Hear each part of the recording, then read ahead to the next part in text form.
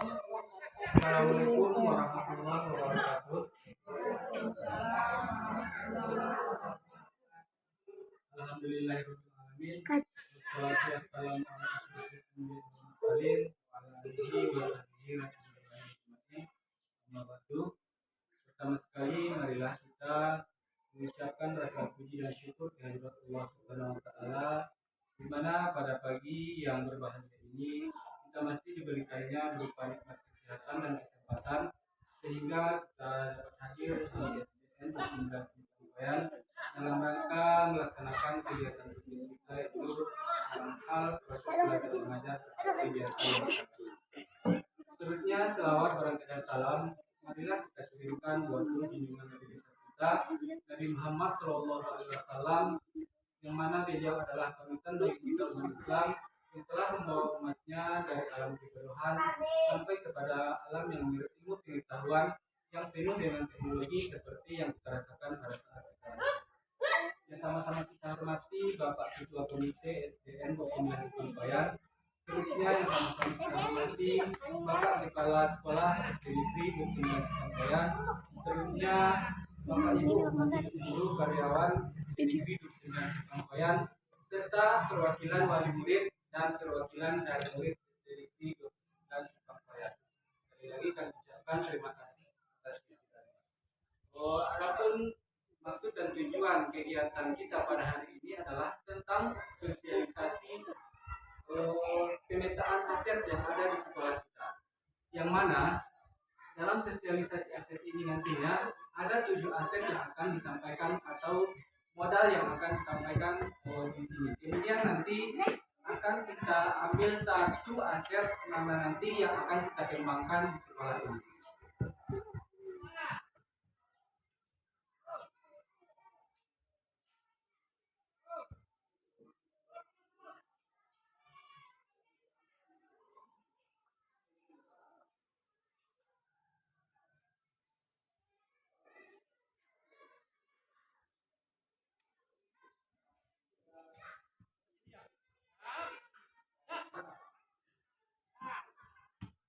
Yang mana aset itu yang pertama adalah modal manusia, kemudian yang kedua adalah modal sosial, kemudian yang ketiga adalah modal fisik, yang keempat ada namanya modal lingkungan alam, dan yang kelima ada namanya modal finansial dan pendanaan, dan ada juga modal politik, dan terakhir ada namanya modal agama dan budaya. Kemudian kalau kita rinci satu persatu di sini, yang pertama yaitu modal manusia. Modal manusia di sini maksudnya apa modal yang ada di sekolah kita. Contohnya saja yang pertama, kualifikasi pendidikan guru semuanya itu sudah S1. Jadi semua guru kita di sini adalah sudah sarjana. Kemudian tenaga administrasi sekolah juga sudah memenuhi kualifikasi pendidikan yaitu S1. Kemudian jumlah guru bersertifikat pendidik sudah di atas 60%. Kemudian 95% usia guru itu masih sangat produktif, yaitu berkisar sekitar 25 sampai 40 tahun. Dan 70% guru bisa menggunakan teknologi. Dan juga modal manusianya yaitu peran tenaga kesehatan, yang mana kita sering dikunjungi oleh tenaga kesehatan. Kemudian strategi pemanfaatnya yang pertama yaitu dengan kualifikasi guru dan tenaga kependidikan yang sudah sesuai dengan aturan, maka standar pendidik dan tenaga kependidikan itu sudah terpenuhi. Jadi di sekolah kita ini standar pendidik dan tenaga kependidikan sudah terpenuhi, yaitu minimal strata 1 atau S1.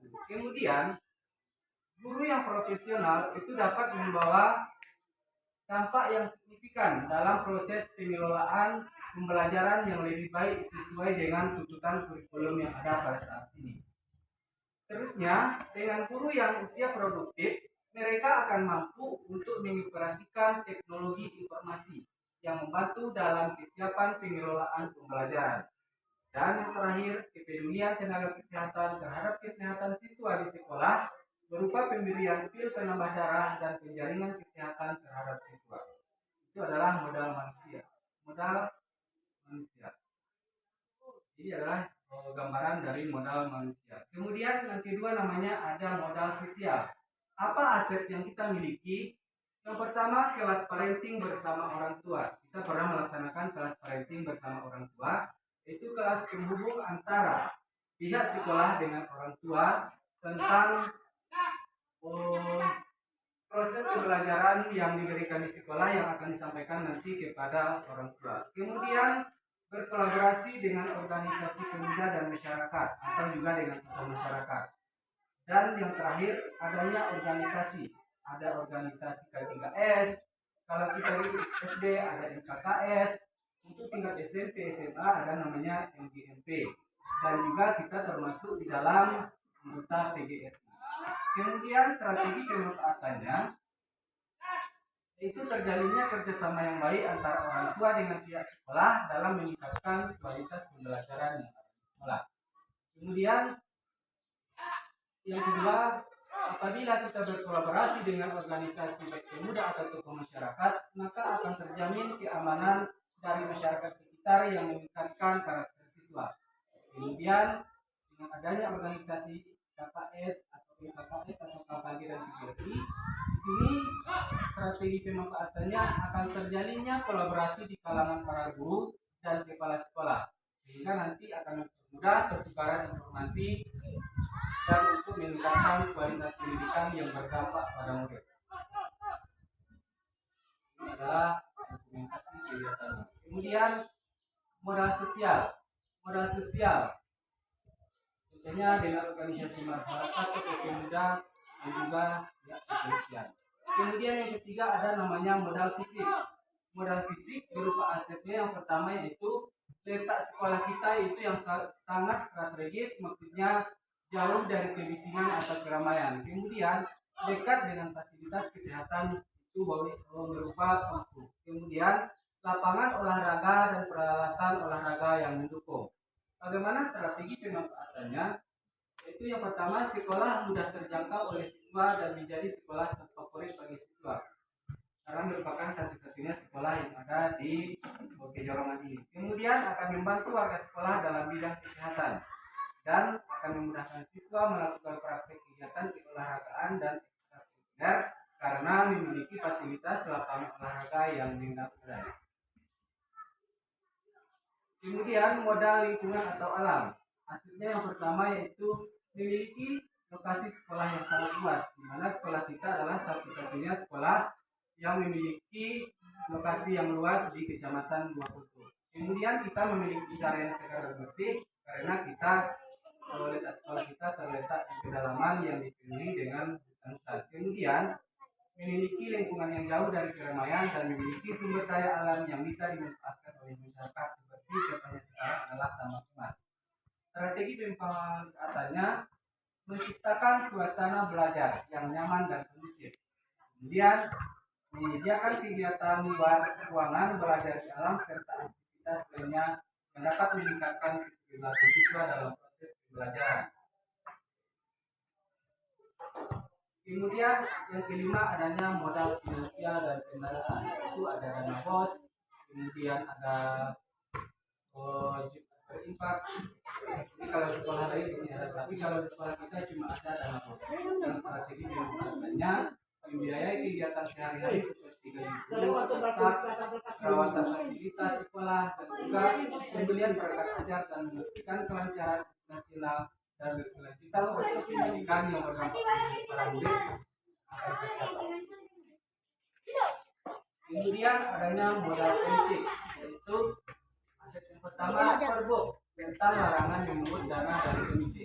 Jadi Pergub melarang adanya pungutan dan mengatasnamakan komite. Kemudian di sekolah lain ada namanya mobil anggota dewan, penyusulan alumni, kemudian juga ada pengontrakkan lahan. Strategi pemanfaatannya yaitu sekolah gratis, sehingga keluarga yang tidak mampu bisa menyekolahkan anaknya. Dengan adanya Pergub tentang larangan memungut dana komite, contohnya uang komite atau uang wakaf kalau kita dahulu itu tidak ada lagi karena sudah dibiayai atau didanai dari bos besar. Kemudian modal yang kelima, yang keenam adalah terakhir modal agama dan juga budaya. Itu dengan adanya kesenian khas Ronggeng Wapoto, kemudian juga adanya keberagaman suku atau marga. Adapun segi pemanfaatannya itu melatih keberanian dan juga membentuk karakter siswa, karena mereka inilah yang dituntut yaitu membentuk karakter peserta didik. Kemudian melatih siswa untuk saling menghargai, menciptakan atmosfer yang mendukung pembelajaran tentang nilai-nilai yang terkandung di dalam kesenian khas Ronggeng, serta memperkaya pengalaman pendidikan dengan pengenalan terhadap berbagai aspek budaya yang luas wawasan dan pengetahuan. Jadi inilah 7 aset yang ada di sekolah kita. Kemudian nantinya di sini ada satu aset yang kita prioritaskan, yang akan kita kembangkan, yang nantinya akan berdampak pada peserta ini.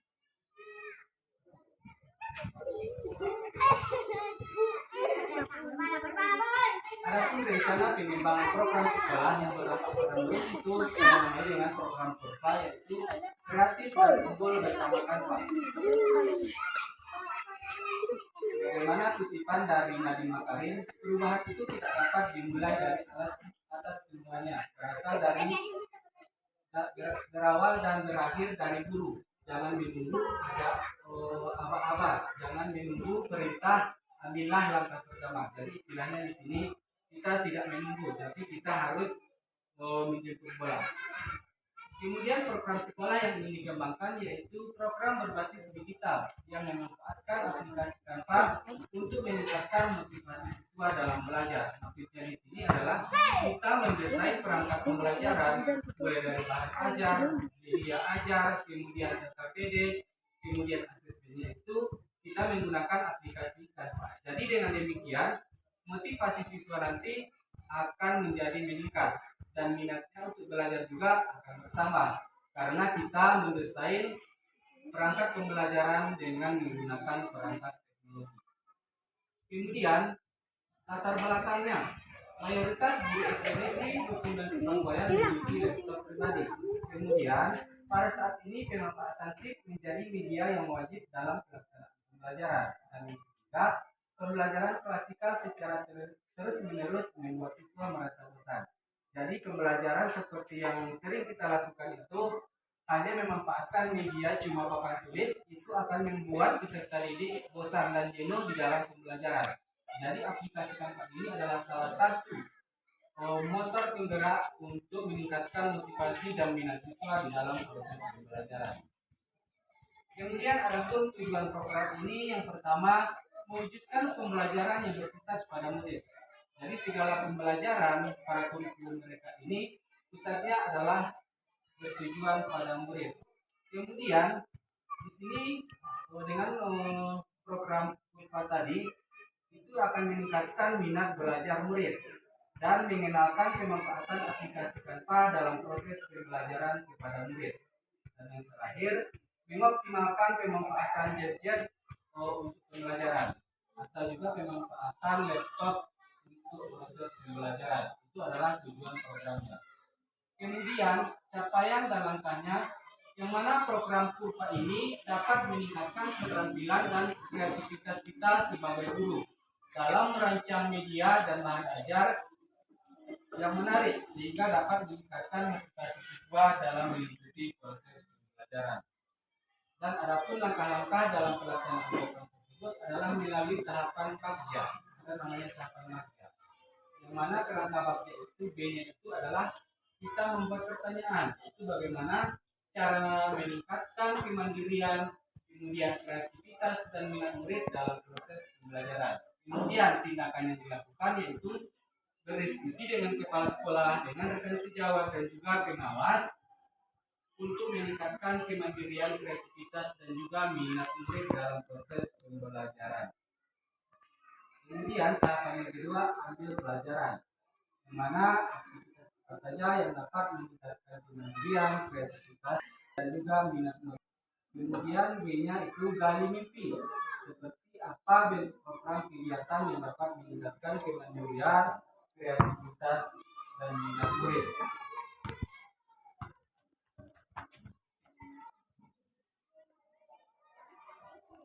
Kemudian J-nya itu adalah jabarkan rencana. Jadi strategi apa yang harus dilakukan agar program kurva atau kreatif dan unggul bersama kurva ini dapat berjalan. Kemudian bagaimana mengukur kemajuan dan melanjutkan tindakan untuk proses berjalannya program tersebut. Kemudian yang terakhir kita mengatur eksekusi, dimana kapan program ini akan kita laksanakan dan kelas berapa yang dilibatkan dalam program ini. Kemudian siapa saja yang terlibat dalam kegiatan tersebut dan siapa yang bertanggung jawab dalam pelaksanaan program ini. Mana tindakannya menyusun jadwal pelaksanaan program. Kemudian kita berkoordinasi dengan wali murid dalam penggunaan gadget di rumah atau juga penggunaan HP. Kemudian evaluasi terhadap program dan menganalisis hambatan pelaksanaan program. Kemudian siapa saja yang terlibat di sini sudah jelas, yaitu kepala sekolah, pengawas, orang tua, komite, guru dan juga murid. Kemudian struktur program dan mitra dari kurva ini, yang mana program kurva ini adalah program berbasis digital yang memanfaatkan aplikasi Canva untuk mendesain perangkat pembelajaran, mulai dari media, bahan ajar dan juga strategi. Kemudian juga akan menumbuhkan dan menyemarakkan pentingnya melek digital, juga mengembangkan potensi diri dengan pemanfaatan aset yang ada di sekolah kita. Adapun kapasitas yang dimiliki sekolah saat ini, di mana yang pertama 95% usia dini itu masih sangat produktif, di mana kita masih berusia sekitar 25 sampai 40 tahun. Kemudian 80% guru di antara kita bisa menggunakan teknologi berbasis yang kita nanti dalam pembuatan karena melalui aplikasi. Kemudian terakhirnya rencana evaluasi dan pelaporan. Program kurva ini merupakan kegiatan yang dilaksanakan pada kegiatan secara terstruktur dan jadwal. Kegiatan tombel di sini maksudnya adalah kegiatan tombel atau kegiatan tombel dalam kemudian struktur. Maksudnya di sini contohnya 1 kali sebulan atau 1 kali seminggu. Kemudian ada jadwal tersendiri yang bisa menjadi patokan bagi kita untuk melakukan program ini. Kemudian pengatur ini kita lakukan dengan menggunakan tahapan bagja seperti tampilan tadi. Kemudian program ini akan dilakukan pelaporan evaluasian berkala selama bulan guna mengetahui perkembangan dan keberhasilan program. Jadi akan dilakukan laporan dan evaluasi selama biasanya dalam 1 semester dilakukan per bulan. Bagaimanakah dampak penggunaan program kurva ini yang kepada bagaimana hasil belajar yang didapat atau kemudian juga pasti dalam penggunaan aplikasi. Kemudian kendala dan tantangan. Setiap apapun yang kita lakukan pasti mempunyai tantangan. Apapun yang pertama proses hafal penggunaan Canva. Itu kan sudah yang ada sebagai. Kemudian fasilitas berupa jaringan internet, isinya itu memanfaatkan teknologi yang ada. Ini adalah kendala, tantangannya ada sinyal. Nah, mungkin sekian paparan tentang sosialisasi pemanfaatan aset dan ahli sekolah yang berdampak pada murid. Terima kasih kami ucapkan kepada ketua komite, kepada kepala sekolah, majelis guru, perwakilan orang tua dan juga pada pihak sosial. Dan kami sudahi dengan memulai topik saya. Assalamualaikum warahmatullahi wabarakatuh.